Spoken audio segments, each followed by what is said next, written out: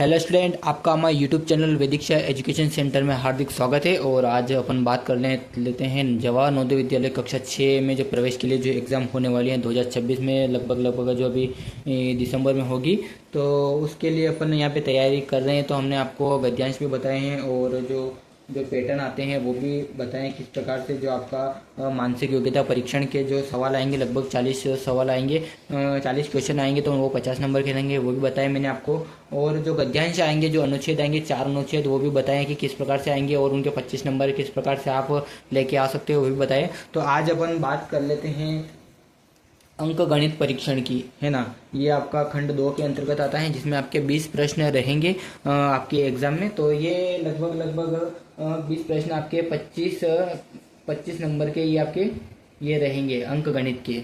25 number आपके अंक गणित के रहेंगे और 25 नंबर ही आपके भाषा परीक्षण यानी कि जो गद्यांश होते हैं उनके 6 नंबर, जो 25 नंबर उनके रहेंगे, 4 गद्यांश आएंगे और 20 प्रश्न आएंगे गद्यांश में भी। तो आज बात कर लेते हैं अपन अंक गणित के अंतर्गत जो मोस्ट जो सवाल होते हैं उनकी किस प्रकार जो सवाल होते हैं उनको अपन हल करेंगे। तो जो सवाल है वो आपकी स्क्रीन पे अभी आ जाएगा। तो सवाल देख लेते हैं अपना सवाल क्या कह रहा है। इसके 4 ऑब्जेक्टिव भी, तो आप वो भी देखें कि 4 ऑब्जेक्टिव किस प्रकार से हैं, वो भी देख लें। तो अपना सवाल है, एक साइकिल के पहिए में कुल 24 तिलियां हैं। देखो सवाल क्या कह रहा है अपना, एक जो साइकिल है उसके पहिए में 24 तिलियां हैं, है ना। तो दो संलग्न तिलियों के बीच का कोण क्या होगा। जैसे 24 तिलियां हैं और जो 24 तिलियों के जो 2 तिलियां हैं उनके बीच का जो कोण है वो कितना होगा, वो अपन को इस वीडियो के माध्यम से ज्ञात करना है। हालांकि अपन और भी सवाल लेके आएंगे। ये अपना सवाल कौन सा वाला हो गया, ये अपना 1 नंबर का सवाल हो गया, यानी कि फर्स्ट नंबर का सवाल हो गया। तो ये अपन सोल्व करेंगे, जो कि आपकी प्रीवियस परीक्षा में आया हुआ है ये सवाल। तो देख लेते हैं। देखो इसमें ये जो अपने ऑब्जेक्टिव में भी जो दे रखे हैं, आंसर दे रखे हैं 10 डिग्री, 15 डिग्री, 24 डिग्री और 30 डिग्री, है ना। तब इसको हल कर लेते हैं। देखो साइकिल का पहिया, देखो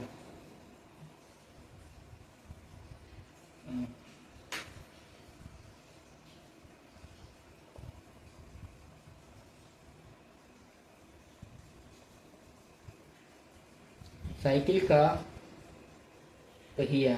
तो साइकिल का पहिया कैसा होता है, बिल्कुल ये गोल आकृति का, है ना। साइकिल का पहिया कैसा होता है, ऐसे गोल आकृति का होता है। तो मान के चलिए कि गोल आकृति लगभग 360 डिग्री होती है, घड़ी की सुइयां जो वो भी 360 डिग्री होती हैं। तो ये भी अपना 360 डिग्री का एक वृत्त बना हुआ है ना। 360 डिग्री का पूरा वृत्त बना हुआ है, यानी कि ये जो अपना ये साइकिल का पहिया हो गया, ये इसमें ये तिलियां हो गई, है ना। एक उदाहरण के तौर पे मैं आपको बता रहा हूँ, ये साइकिल का पहिया है, उसमें ये तिलियां है ना। तो अब उसने क्या बोला है कि पहिए में कुल 24 तिलियां हैं। ये पहिया है, पहिया में कितनी तिलियां हैं, 24, है ना। तो अब क्या ज्ञात करना अपन को कि लगभग 2 तिलियों की, जैसे ये 2 तिलियां हैं, इनके बीच कितने डिग्री का कोण बन रहा है, ये अपन को इस वीडियो में ज्ञात करना है ना, इस सवाल में। तो देख लेते हैं। जैसे अगर पूरी इसकी पहिए की बात कर लेते हैं, ये 360 डिग्री में बना हुआ है और कुल तिलियां कितनी है अपने पास, 24। तो अपन क्या करेंगे यहाँ पे, अपन यहाँ पे 360/24 लिख देंगे, है ना। 360/24 लिख देंगे। तो अब क्या ज्ञात होगा अपन को, अब इन दोनों का अपन ये भाग निकाल लेते हैं, तो कितना आएगा वो अपन को देखना है। तो अगर भाग निकालते हैं तो कितना आएगा, 15 डिग्री आएगा, है ना। ये अपने 15 आ रहा है आंसर। तो 15 आंसर मतलब क्या हुआ कि जो 2 तिलियों के बीच की दूरी है वो कितनी है। जैसे कि ये 2 तिलियां हैं, ये यहाँ पे इसका सेंटर है पहिए का, तो ये इनके बीच की जो दूरी है ये कितने डिग्री का कोण बना रही है, 15 डिग्री का, है ना। तो इसी प्रकार से अगर आपके जैसे एग्जाम में अगर ऐसे ही और सवाल आ जाए तो आप इनको इस प्रकार से हल कर सकते हो। यानी कि ये कितने डिग्री का बना रही है, 15 डिग्री का कोण बना रही है। तो ये अपना बी वाला जो आंसर है, जो ऑब्जेक्टिव में ये बी वाला अपना ये राइट आंसर हो जाएगा, है ना। तो ऐसे ही और सवाल देख लेते हैं।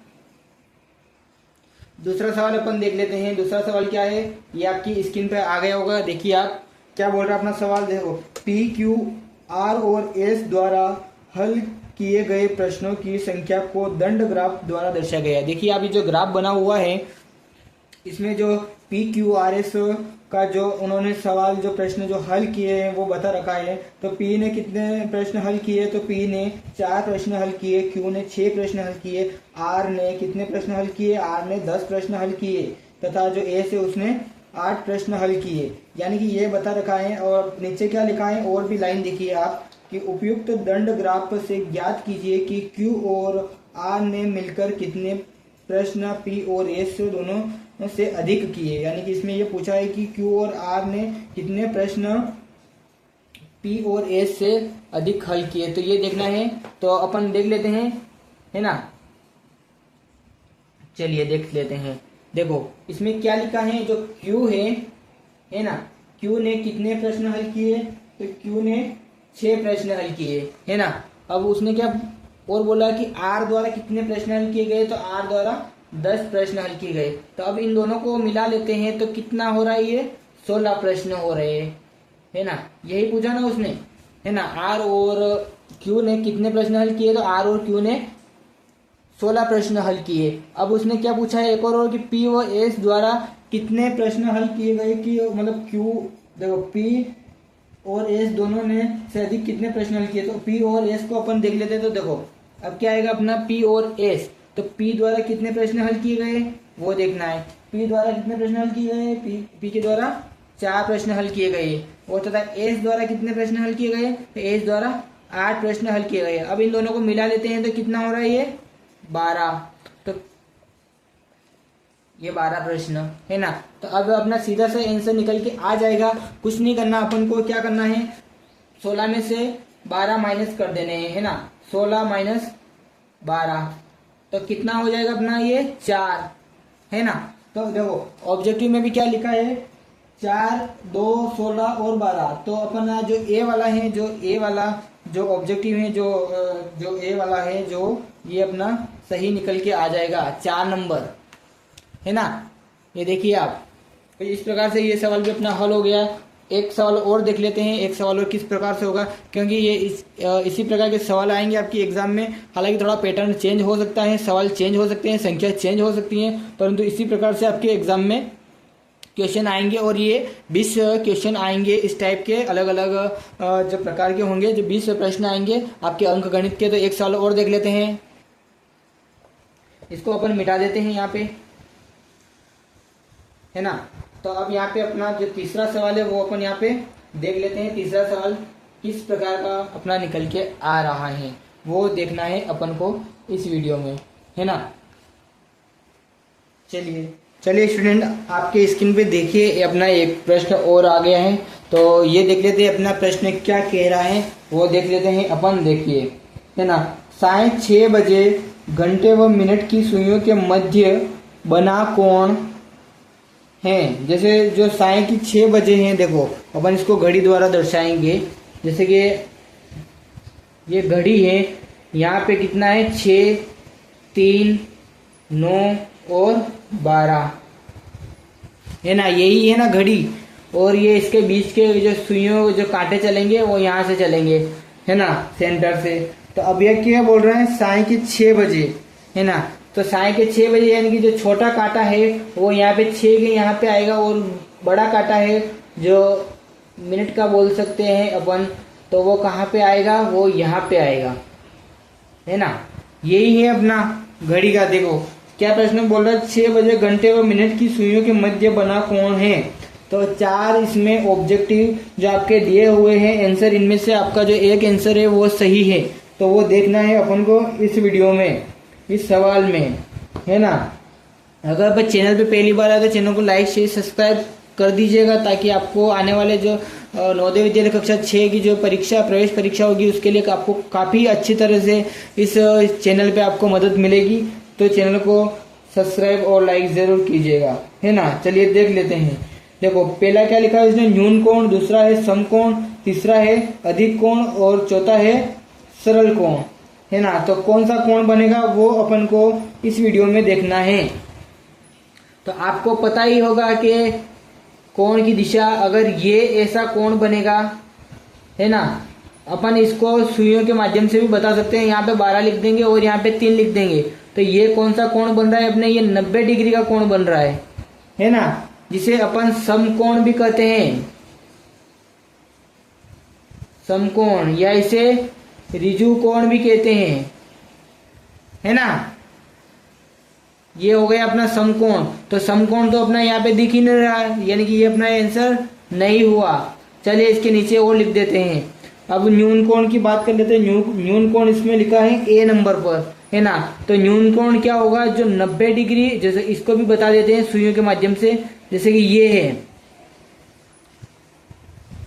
ये इससे कम होगा, यानी कि जो 89 जो 90 डिग्री से कम का होगा वो अपना न्यून कोण होगा। चलिए इसको यहाँ पे कम कर देते हैं। यहाँ पे इसको 2 पे लेके चलते हैं। यहाँ पे 3 था तो यहाँ पे इसको 2 पे लेके चलते हैं। अगर एक कांटा अगर 12 पे है तो दूसरा कांटा 2 पे होगा, तो ये कौन सा कोण बनेगा अपना, ये न्यून कोण बनेगा, है ना। तो ये लगभग 70 डिग्री का अपना कोण बन रहा है। तो ये कौन सा कोण है, न्यून कोण,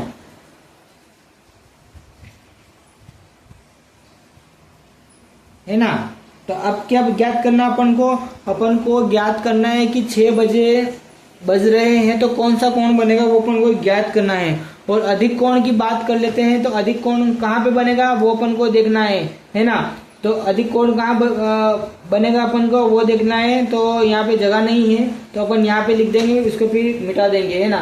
तो 12 और 6 और 3 और यहाँ पे 9 है। ये एक मैं घड़ी की बात कर रहा हूँ, ये घड़ी के अंदर बजा हुआ है टाइम, देखिएगा, है ना। तो अपन को अब क्या ज्ञात करना है, सी नंबर पे क्या लिखा है, अधिक कोण। तो अधिक कोण क्या बनेगा, 90 डिग्री व 6, यानी कि ये कितना हो रहा है, यहाँ से यहाँ मिलाएंगे तो 90 और 90 180 डिग्री हो रहा है। तो 90 और 180 डिग्री के बीच में जो कोण बनेगा वो अपना कौन सा होगा, वो अधिक कोण होगा। ये अपना अधिक कोण बन रहा है। लेकिन अपन को क्या ज्ञात करना है, 6 बज रहे हैं फिक्स, तो वो कौन सा कोण होगा वो अपन को ज्ञात करना है। तो वो अपन देख लेते हैं, एक कोण और बनाएंगे। तो अपना लास्ट वाला बचा है डी, सरल कोण, है ना। तो इसको भी देख लेते हैं, सरल कोण कैसे बनेगा। देखो ये 3 है और यहाँ पे ये 6 है। ये फिर ऐसी कैसी घड़ी बन गई अपनी, ये थोड़ी सी डिजाइन ठीक नहीं बनी, लेकिन ये अपनी घड़ी है, ध्यान रखना, है ना। तो सरल कोण कौन सा होगा, जो वो बता रखा है वही इसका सरल कोण है, जो 180 डिग्री का पूरा कोण बनेगा। तो ये अपना सरल कोण हो जाएगा। कौन सा कोण होगा, ये सरल कोण होगा अपना, है ना। और पूर्ण कोण की बात कर लेते हैं। तो लगभग 160 डिग्री, 160 डिग्री। अगर ये 6 वाला कांटा भी अगर 12 के पास चला जाएगा तो कौन सा कोण बनेगा, ये पूर्ण कोण बन जाएगा। 360 डिग्री का कोण पूरा बन जाएगा। तो ये अपना कौन सा कोण बना हुआ है, ये अपना 180 यानी कि सरल कोण बना हुआ है। तो सरल कोण कौन से में दे रखा है, ऑप्शन नंबर डी में, है ना। ये मैंने आपको कोण बता दिए हैं, कौन कौन से कोण होते हैं। और भी कोण के प्रकार है तो वो आगे अगले वीडियो में अपन चर्चा करेंगे उस विषय पर। तो अपना जो आंसर है वो कौन सा वाला है, डी वाला, सरल कोण। कौन सा कोण बना, ये सरल कोण बना है अपना, है ना। और सवाल कर लेते हैं, एक सवाल और ले लेते हैं, ये भी थोड़ा इंपॉर्टेंट है कुछ इसी प्रकार का। हालांकि पैटर्न चेंज हो सकता है लेकिन इस प्रकार के सवाल आएगा ही आएगा। तो आप ध्यान रखना। देखो स्क्रीन पे आपके आ गया होगा सवाल, है ना। सवाल आ गया आपके स्क्रीन पर। चलिए सवाल आ गया तो अच्छी बात है, उसको भी देख लेते हैं। अपना ये प्रश्न नंबर कितना है, 4 प्रश्न नंबर है, चौथा वाला, चौथा प्रश्न कर रहे हैं अपन। इसको भी जल्दी से जल्दी अपन इसको सोल्व करेंगे। तो इसमें देखो क्या दे रखा है, प्रश्न देख लेते हैं। निम्नलिखित आयतों में से किसका क्षेत्रफल सबसे अधिक है और कितना सेंटीमीटर है, से अपन को इसको सेंटीमीटर में बताना है। तो अपने पास 4 आयत दे रखे हैं उसने और 4 ऑब्जेक्टिव दे रखे हैं। तो पहले ऐसा करते हैं, पहले अपन आयत बना लेते हैं। आयत कौन कौन से हैं, देखो 4 आयत बने हुए तो अपन उनको 4 बताएंगे, ए बी सी और डी, है ना। ये तो बता अपन ने बना लिया। तो अब क्या करना है अपन को, यहाँ पे ऐसे कैसे आयत भी बनाने हैं, क्योंकि जब दिखेगा नहीं तो बिकेगा कैसे, है ना। तो यहाँ पे बना लिया अपने आयत। तो यहाँ पे ये कितना है, फर्स्ट वाला अपना 18 सेंटीमीटर, है ना। और इसकी ये क्या हो गई, इसकी चौड़ाई हो गई। तो इसकी लंबाई क्या है, तो वो देख लेते हैं। ये 10 सेंटीमीटर, है ना। अब एक और है अपना, तो ये वर्ग की तरह बना हुआ है, लेकिन अपने लिए तो ये एक आयत ही होगा, क्योंकि दे रखा है इसमें आयत है। तो ये कितना होगा, 14 सेंटीमीटर ऐसे है और 14 सेंटीमीटर ऐसे है। ये हो गया अपना, और ये हो गया अपना दूसरा वाला। तीसरा वाला देख लेते, तीसरा वाला क्या बोल रहा है अपना। देखो ये थोड़ा अलग टाइप का डिजाइन है, ये थोड़ा सा इस शेप में बना है ना।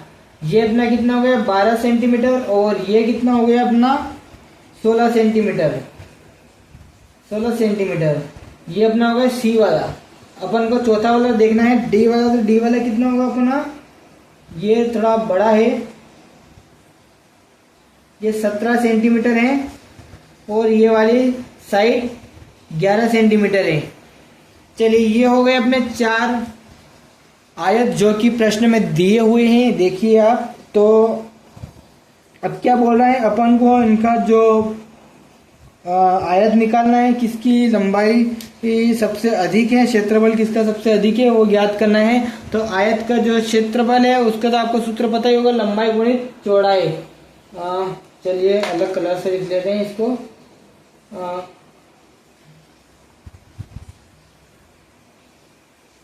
सॉरी, माफ कीजिएगा। क्या है अपना आयत का,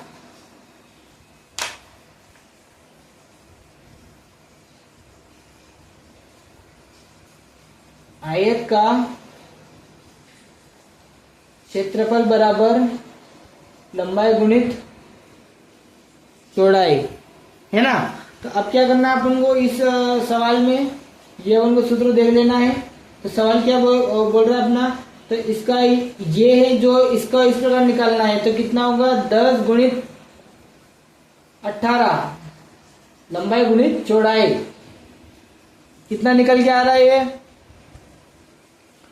गुणा कीजिएगा तो 180 निकल के आएगा, है ना। तो अब अपन यहाँ पे इसको सेंटीमीटर में सीधे ही लिख लेते हैं, क्योंकि ये जो अपना ये पूरा सेंटीमीटर में होने वाला है। चलिए ये हो गया अपने फर्स्ट का। सेकंड का देख लेते हैं, 14 इंटू 14 कितना होगा, ये 196 होगा। और तीसरा वाला देख लेते हैं, इसका कितना है, 16 इंटू 12, तो ये कितना होगा बताइए आप। ये होगा 192 सेंटीमीटर। अब चौथा है डी वाला, इसको देख लेते हैं, ये कितना होगा, 11 इंटू 17।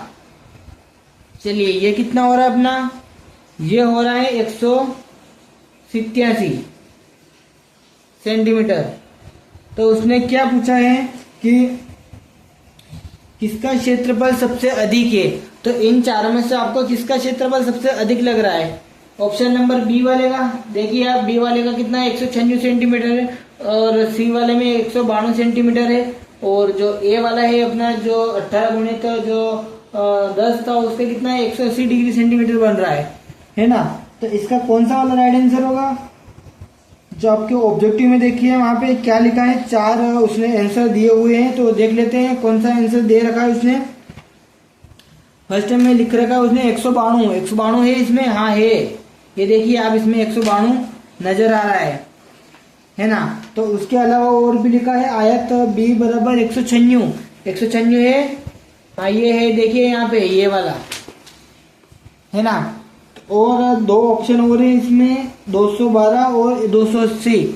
212 और 280 नहीं है, यानी कि जो अपना फाइनल आंसर बन के आ रहा है वो कितना आ रहा है आपने, 196, यानी कि जो बी वाला है, जो इसका राइट आंसर है बी वाला, कितना है, 196 सेंटीमीटर जो अपना आयत है, सेंटीमीटर में है ये, है ना। तो ये सबसे बड़ा जो अपना क्षेत्रफल निकल के आ रहा है, तो ये इसका राइट आंसर है बी वाला।